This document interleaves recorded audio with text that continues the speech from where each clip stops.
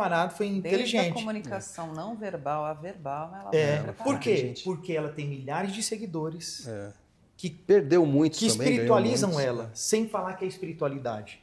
Sim. Então a gente coloca na música, a gente coloca na pessoa.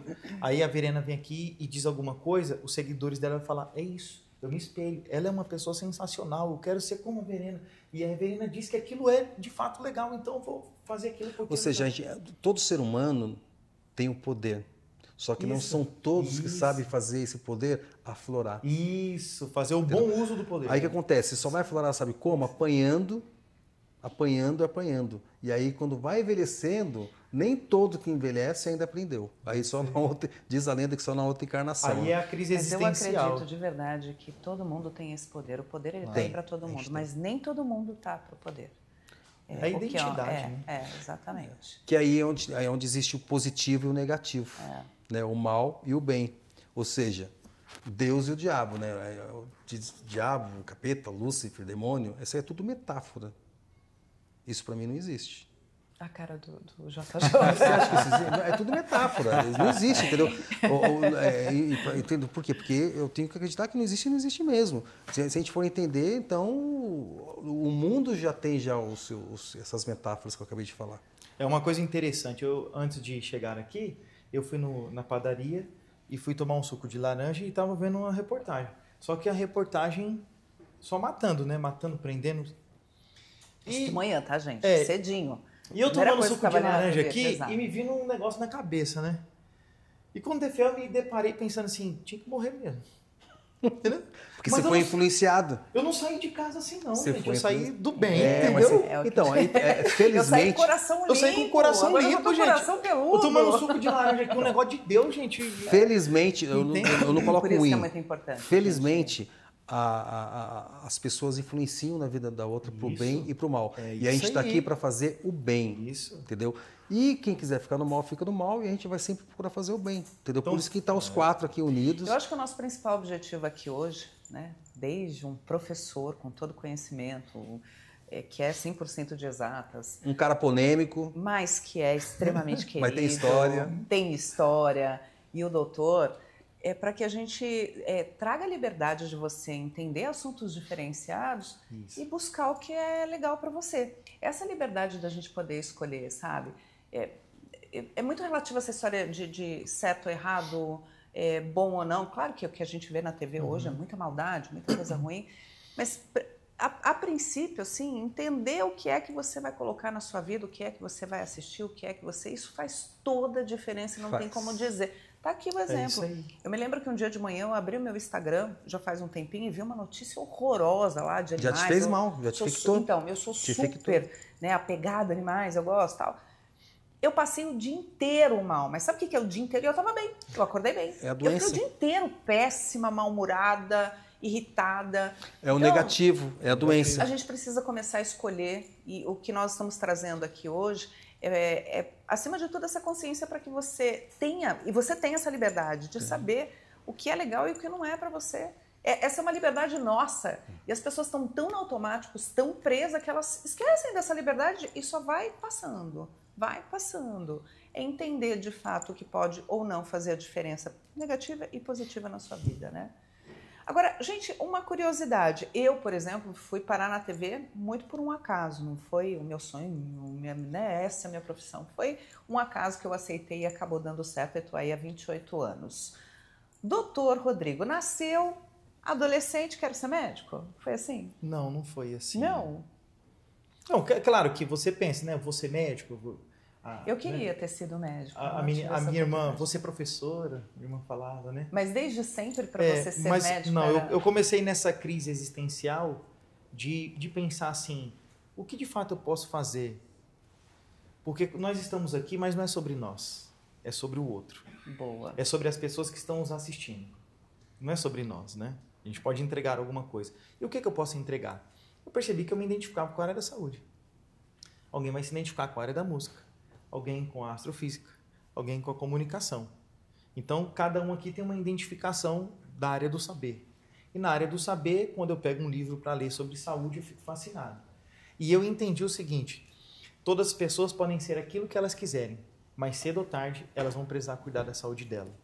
E o que eu posso fazer? Entregar esse conhecimento. Então, eu extraio aquilo que é profundo na área da saúde e trago para cá essa pérola e entrego de mão beijada para as pessoas. Eu entendi que eu posso ser um diferencial na vida das pessoas através do conhecimento da saúde. Eu não preciso nem dizer que ele fala com uma paixão, com né? ênfase. Nossa! ênfase. E isso é muito, não, e isso é muito bacana, porque as pessoas de fato precisam disso, né? Então eu ficava vendo assim as pessoas assim, eu sou diabética e ela e a vida toda e não tem cura e nada tem cura na medicina.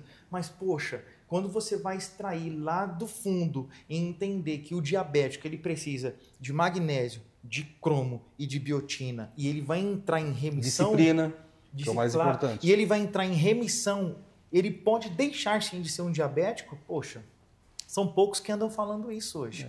E eu posso entregar isso. Eu falei, então vou entregar. E tudo emocional e psicológico também. Não, claro. É lógico que tem que ter disciplina de não fazer a asneira de comer qualquer coisa. Tanto é que você está aqui para isso. Apesar que assim, de cada 10 doenças, 9 começou aqui. Na cabeça. É mental. Né? É verdade. É isso aí. Saúde emocional. Muito então, por isso que eu obrigada quis. pela sua entrega. Muito obrigada, viu? Ih, você vai sofrer tanto na minha mão na cozinha. Eu já estou com uma ideia aqui, gente. Nós vamos falar sobre isso. Calma. Deixa eu perguntar primeiro para o nosso amigo Jorge Júnior. JJ. Vulgo JJ. JJ cientista. Como é que foi, como é que você se descobriu nesse universo desde muito cedo? Eu imagino que você era acho que a gente pode usar esse termo aqui, né? Era da minha época, nerd. Sabe o que era nerd? Sim. Aqueles menininhos que usavam óculos, que ficavam o tempo inteiro estudando. Era mais ou menos assim. Olha, esse é um estereótipo que eu não tinha. E que mudou, tá? Você vê hoje que os nerds de hoje já não tem mais, né? Steve Jobs já não usa mais aquele óculos, já mudou. Eu era muito introspectivo. Talvez essa característica seja um pouco mais comum. Eu era muito introspectivo, muito tímido. Talvez a criança que eu era, se fosse hoje, iam procurar até alguma coisa em relação a isso. Porque hoje a gente tem várias classificações sobre autismo, esse tipo de coisa. Talvez, já conversei com alguns médicos, eles desconfiam que eu tenho algum espectro de autismo. Então, talvez Todos nós temos. Só que em traços é certo, eles falaram, traços é certo. Mas eles falaram assim, você já aprendeu a lidar com esse tipo de coisa. Então, não é mais preocupante o seu caso. Vamos dar atenção às crianças, né? Mas é interessante para o autoconhecimento. Sim. Então, eu comecei a estudar, não era o melhor aluno, eu nunca fui excelente em nada. Eu era, tipo assim, bom em algumas coisas, mas excelente em nada. Meio termo em tudo, nos aspectos esportivos e tudo mais, né? Só que aquela fase de jovem adulto, né? Adolescente para jovem adulto, você fica muito perdido. Você não tem muitas... Na nossa época não existia muitas referências, né? Então eu pensei na área militar, porque meu pai foi militar. Eu pensei na área esportiva. Aí eu acho que eu ia levar à frente a área esportiva, mas eu lesionei o joelho, me trouxe um desânimo. Então, assim foi. Aí eu pensei na área da saúde. Aí eu fiquei na dúvida, nutrição, farmácia. Falei, pô, eu sou muito curioso, acho que eu vou para biologia. Aí fiz biologia. Só que no meio do caminho, eu fui fazer algo que os jovens até podem correr atrás, que gostam de ciência, chamado iniciação científica, que é um estágio que você faz em um instituto de pesquisa. Que como eu sou do Rio de Janeiro, eu fui fazer na Fiocruz. Conheci pessoas excelentes e incríveis lá. Tudo louca, né? Que cientista é tudo louco. Tinha um argentino carioca. Não, o povo quer ver isso. O povo não quer muito. Todo cientista é doido. Pro bem. De certa forma, assim. De uma certa forma, todo mundo tem um pouco de... mas o meu orientador... o cientista é mais evidente, né? O meu orientador era um argentino carioca. Ele falava, eu sou mais carioca que argentino. Ele falava assim pra gente, eu sou argentino, mas eu sou gente boa, né? E aí ele me incentivou muito. E eu descobri, dentro da biologia, eu trabalhava no departamento de computação científica. E todo mundo sabia programar e sabia matemática. Aí eu falei, eu não sei, eu tenho que aprender isso daí. Aí fui correr atrás de programação. Aí depois, com o passar do tempo, fiz a graduação de física. Na graduação de física, eu fiquei muito curioso sobre a astronomia, a astrofísica. E aí fui estudando e hoje eu sou fascinado porque mexe com as questões da humildade de nós sermos, da crise existencial, e é libertador. A gente fala de crise existencial e como se fosse algo ruim. Quando você percebe que o seu poder de influência pode ser significativo para aquele meio que você está, mas que é só uma contribuição, você fica muito livre. Você fala, eu não tenho tanta importância quanto eu achei que tinha. É isso mesmo. Para minha família eu consigo contribuir. Para aqueles que gostam de mim, os meus fãs, eu posso dar uma palavra de apoio. Tanto é que eu dou aula hoje, eu falo, o meu trabalho mesmo é estar com meus alunos e dar uma palavra de esperança para eles. Você dá aula no Rio de Janeiro ou aqui em São Paulo? Hoje eu estou morando em Curitiba. Tem 4 anos que eu estou em Curitiba. Uma cidade... Realmente uma cidade, além do Rio de Janeiro, é maravilhosa. É maravilhoso. Né? Não, é muito Curitiba bom. é melhor que o Rio de Janeiro. Não posso falar isso porque Ele minha família está toda lá se eu falar ele isso. Ele veio pronto para criar polêmica. Mas foi assim que eu descobri a astrofísica, porque ela realmente mexe com quem nós somos, com aspectos religiosos, com aspectos físicos, biológicos. Para quem é curioso, é uma disciplina excepcional. Eu imagino que seja mesmo. Agora, Ricardo Polegar, Grupo Polegar. chefe de cozinha. Sucesso nos anos, para quem está De vendo cantor. agora, você de 20 anos, 25 anos, segue a gente. Grupo Polegar. De cantor para chefe de cozinha. Como é que você fez essa transição? Eu Na verdade, eu quero que você primeiro me diga, você queria ser cantor? É aquilo que a gente começou a falar desde o início, já é tudo meio que já escrito. Eu acredito nisso hoje. É lógico que a gente tem o livre-arbítrio, né? O nome livre-arbítrio de decidir se a gente vai ou não vai. E um pouco de vocação, né? Eu, por exemplo, se eu quisesse ser cantora, eu ia estar perdida, amigo, porque eu não canto nada. Então, porque você já foi escrita para isso. Seu destino já está para isso daqui, para motivar as pessoas, para falar coisas bonitas, para deixar a pessoa alegre, feliz, entendeu? Para a pessoa acreditar no poder que ela tem. Você está aqui para isso. Ele para o dele, eu para o meu, e você, cada um na sua linha do tempo. Foi muito rápido. Eu tinha 16 anos de idade e um ser humano que era o Silvio Santos, foi ele que diz a lenda, né, que é o anjo, que a gente tem anjos na vida da gente, né? O anjo é um nome de denome, vamos dizer assim. Mas foi o Silvio Santos que no programa dele, naquele domingo, falou diversas vezes, você garoto de 15, 16 anos que quer ser artista, venha até aqui na TVS, Rua Dona Santa Veloso, 575, Vila Guilherme, São Paulo, fazer um teste. Eu peguei. Uau, você lembra? Fiquei assistindo aquilo lá o domingo inteiro, né?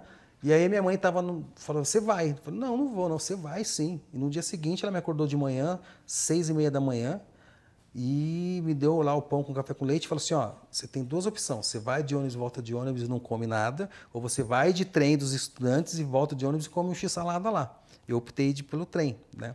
E aí cheguei lá, uma fila quilométrica com mais de 500, 600 crianças com papagaio, cachorro, carrinho, tudo, enfim. E eu não entrei naquela fila. Eu fui paralelo à calçada da frente, andando como se eu não fosse participar daquilo. E aí tinha um barzinho super simples em frente à entrada da TVS na época. E aí, isso aí era por volta de umas 11 horas da manhã, né? Porque eu demorei para chegar lá. E aí pediu lá um x-salada, um refrigerante, e estava comendo. E aí um menininho, sabe, eu estava no canto e falou assim, vai entrar aí? Eu falei, cara, eu não sei se eu vou entrar aí, mas vamos ver o que vai acontecer. Não, porque tem a mãe... A minha mãe tem um amigo aí, ela vai colocar o pão dentro. Na hora eu dividi meu x-salada com o menino. Estou falando a verdade, isso é verdade. Se eu estiver mentindo, eu não vou ficar milionário. Não foi tão caro, né? Mas é verdade. Se eu vou ficar milionário, eu vou ganhar na loteria, como eu já falei para vocês. E, enfim, e isso é verdade mesmo. Se eu estiver mentindo, isso não vai acontecer. E aí veio um cara lá, realmente, que era um maquiador e tal, e colocou a gente para dentro. Passei no teste, voltei. Você nem ficou na fila, não, então foi aí onde que veio já o destino, já estava predestinado a acontecer aquilo, entendeu? Eu não fiquei naquela fila das 500 pessoas que tinham, com pai, mãe, carrinho, fui sozinho. Eu tinha 16 anos de idade. O programa ia apresentar no Dia das Crianças, dia 12 de outubro, né? E eu vi isso aí, era no mês de julho, agosto, mais ou menos, foi quando aconteceu isso, de 86. E aí passei no teste. E mais engraçado que o diretor que eu fiz o teste era o cara que era da minha cidade, Marília. Era um senhor, ele se chamava Santini. E aí passei no teste, voltei na quinta-feira, e na quinta-feira eu já voltei com o meu nome já na lista, já passei, estava lá e tal, entrei para dentro da TVS e tal. E aí tinha um corredor de mais ou menos enorme, com todas as produções, e eu ficava para lá e para cá, esperando minha vez para fazer o teste de dicção e tal. E aí um anjo, de novo, que está vivo até hoje, chama Ivete, que era produtora, me viu lá.